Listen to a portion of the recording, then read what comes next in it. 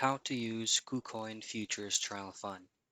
Now in this quick video, I'm going to show you methods for you to be able to use your trial fund on your Kucoin Futures account. And there are a lot of things that you need to do first before you go ahead and use this kind of reward. So all I have to do from your Kucoin dashboard, make sure that you're logged in.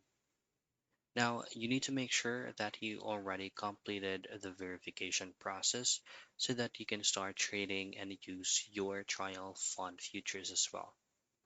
And once you successfully verified your account, just simply head straight into my rewards and you should be able to see the option from all field and activate your futures trial fund first.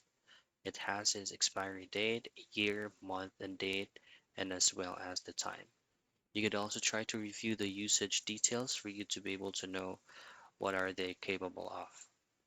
And that is how you use your KuCoin's future trial fund.